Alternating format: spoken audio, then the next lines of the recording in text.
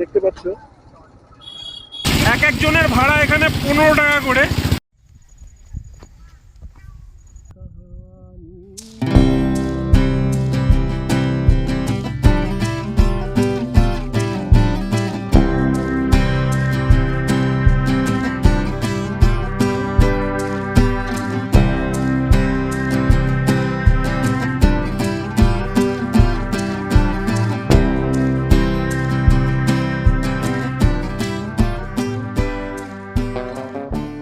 Hello guys, welcome back to TMG group YouTube channel. আর আজকে আমি স্ক্র্যাম 411 নিয়ে চলেছি টাকি উদ্দেশ্যে।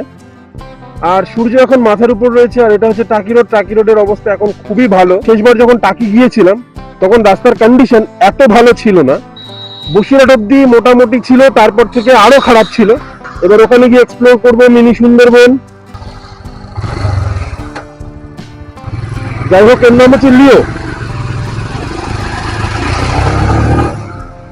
টাকির এই রাস্তা ধরে আমি বহুবার বহু জায়গায় গিয়েছি। বেড়াচাপা হয়ে বাসন্তী হাইওয়ে দিয়ে কখনো ধামাখালি সুন্দরবনের দিকেও গিয়েছি, আবার কখনো কখনো নেবুখালির উদ্দেশ্যে গিয়েছি। কচুয়া তো যাওয়া বহুবার। এছাড়াও এই রাস্তা ধরে বেশিরভাগই আমার যাওয়া টাকির উদ্দেশ্যে।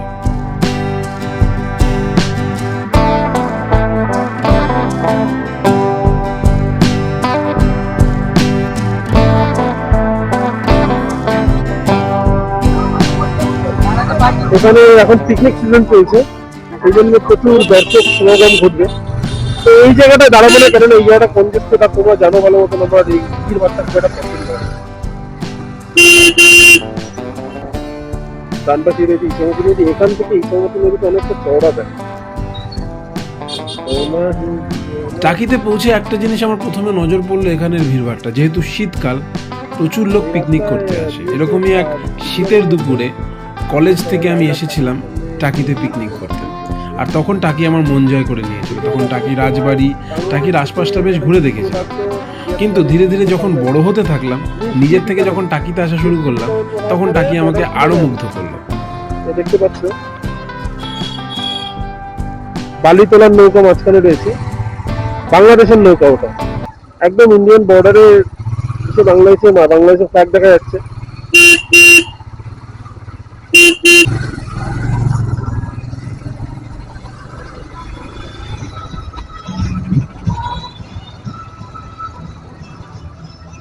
আর এখানে যে পিকনিক স্পট গুলো আছে, এগুলো ভাড়া করতে পারবে। এখন হচ্ছে পিক আওয়ার, এখানে এখন চারিদিকে শুধু পিকনিক আর পিকনিক।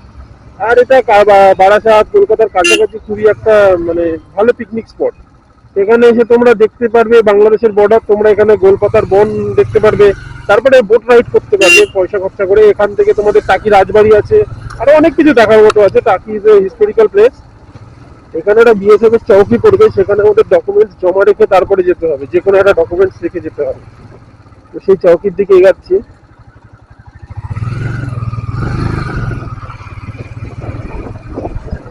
আর আমি জানি না কেন এই জায়গায় যখন আগে গেছিলাম, এই জায়গাগুলো নির্জন ছিল, এত লোকজন ছিল না। এবার তো দেখছি অনেক লোকজন হয়ে গেছে। লেগে যাবে, সব লেগে যাবে।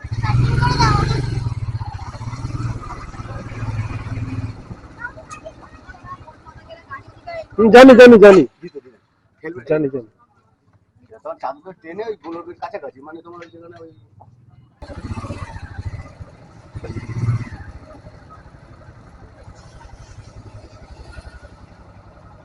গাড়িটাকে রেখে আর এখন যাব এই পাশে। এইদিকেই রয়েছে বর্ডার, যদিও এখান থেকে আমাদের গাড়ি ধরতে হবে।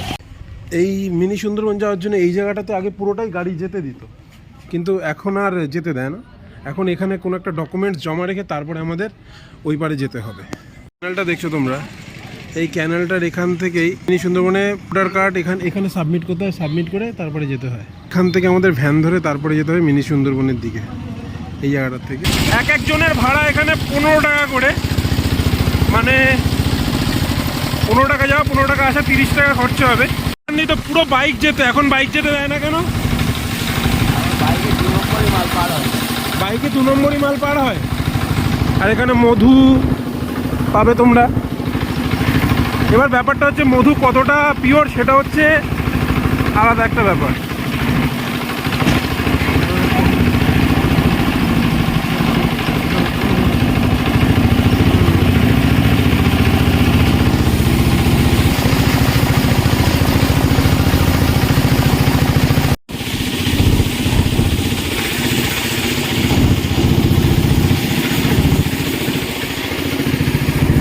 এখান থেকে টিকিট কাটতে হয়, প্রবেশ মূল্য হচ্ছে 10 টাকা করে।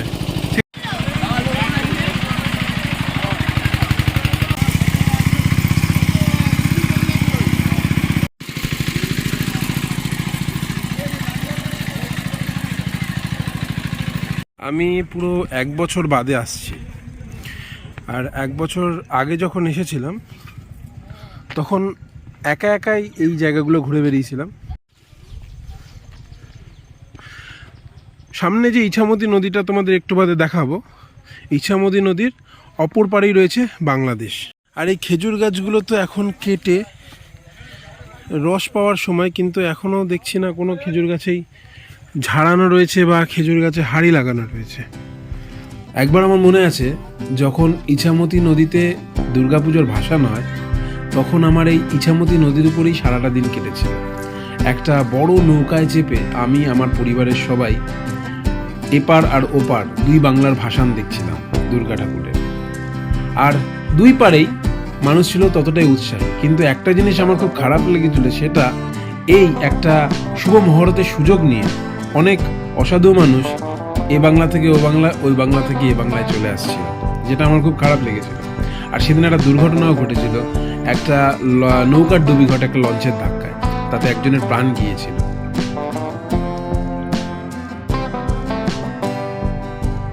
এটা হচ্ছে ইছামতি নদী।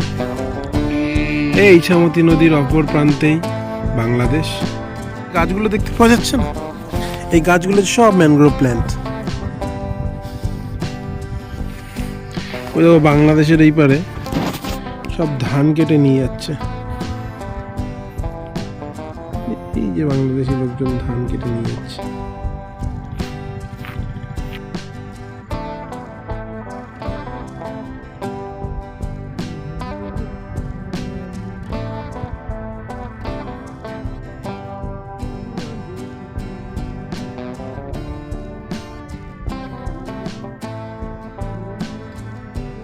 তো আমি এখন চেষ্টা করব ওই পারে যাওয়ার। ওপারে যাওয়ার জন্য মাঝখানে একটা সরু খাল গেছে, এখানে জোয়ারের জল আসা যাওয়া করে, এই খালটা টপকে ওই পারে যাব।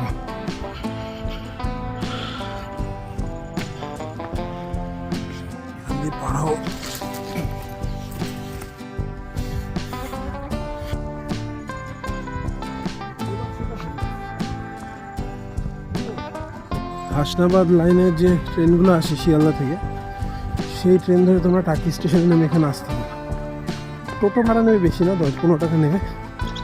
তবে টাকিতে নেমে তোমরা গোলপাতার বন বলবে বা মিনি সুন্দরবন, যে কেউ নিয়ে চলে আসবে। এই যে গাছগুলো দেখছো তোমরা, এই গাছগুলোকে বলা হয় গোল গাছ।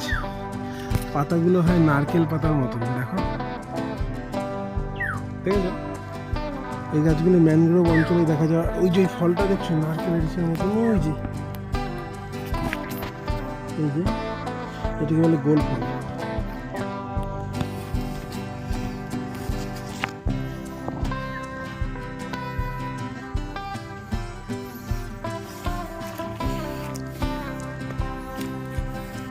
সামনে চলে এসেছে, মধ্যে বিক্রি হচ্ছে।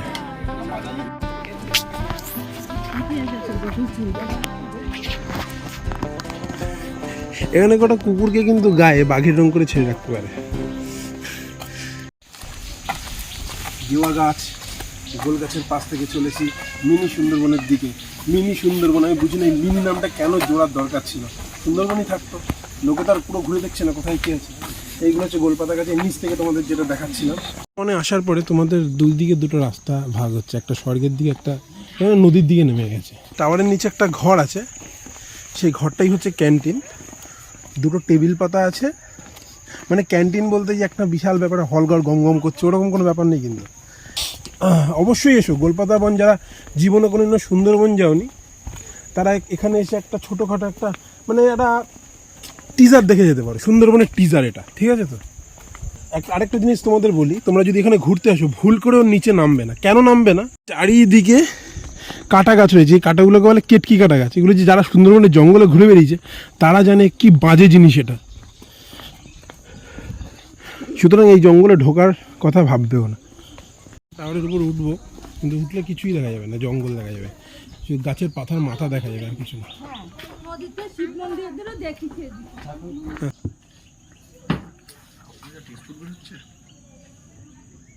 ফাটা না প্রচুর ভাঙা আছে, তারপরে ওই সব ফাটা মাটা আছে, তো দেখতে এরকম এই উপরের ডালপালাগুলো কিছু কেটেছে নাকি ওরকমই আছে? সিজন আছে।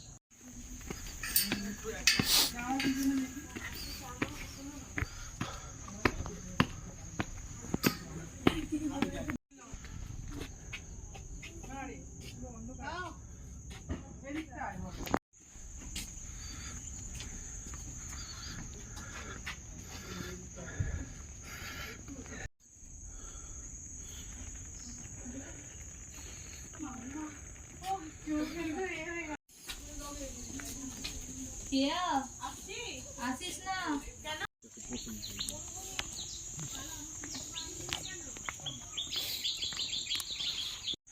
এই গাছটা আমি আগে কোনোদিনও দেখিনি।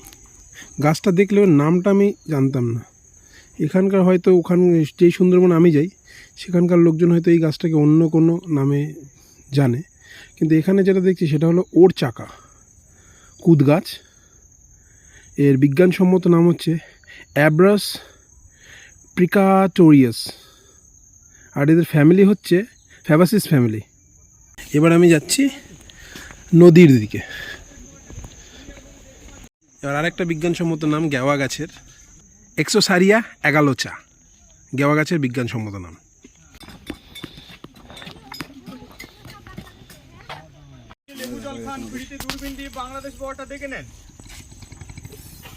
ওই বাংলাদেশের বোট স্টার্ট করে দিয়েছে, এবার আসতে নিতে হবে।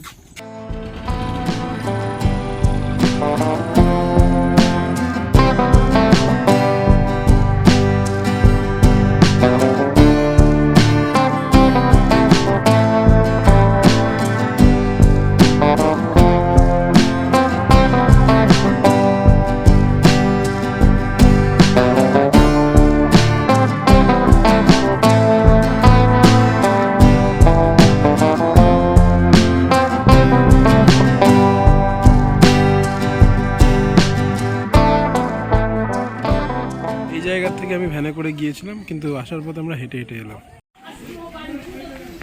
বাবা, যে গাড়ি এখানেই রয়েছে।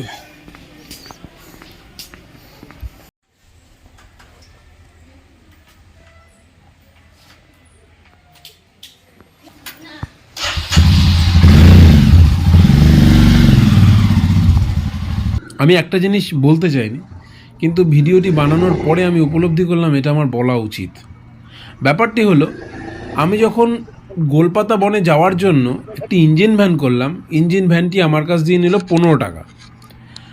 আমি ওখানে পৌঁছানোর পরে দেখলাম রাস্তা খুবই কম, মিনি সুন্দরবন থেকে এবং এমনকি অনেকেই হেঁটে হেঁটে ওইখানে যাচ্ছে, আবার ওখান থেকে আসছে। এবার ব্যাপারটা হলো, এই ভ্যানওয়ালারা, অটোওয়ালারা বা ইঞ্জিন ভ্যানওয়ালারা এক একজনের কাছ থেকে এক এক রকমভাবে টাকা নিচ্ছে, এদের কোনো নির্দিষ্ট ভাড়া নেই। তো আমি আমার দর্শকদের উদ্দেশ্যে বলবো, তোমরা যদি এখানে যাও 5 মিনিটেরও রাস্তা না, তোমরা হেঁটে যেও। গ্রামের প্রাকৃতিক সৌন্দর্য উপভোগ করতে করতে তোমরা চলে যাবে, গাড়ি চালাচ্ছি, আবার ওখান থেকে সেইভাবেই চলে আসবে। তোমাদের ইঞ্জিন ভ্যানে ফালতু পয়সা দেওয়ার কোনো দরকার নেই, কেননা এরা মানুষকে ঠকাচ্ছে।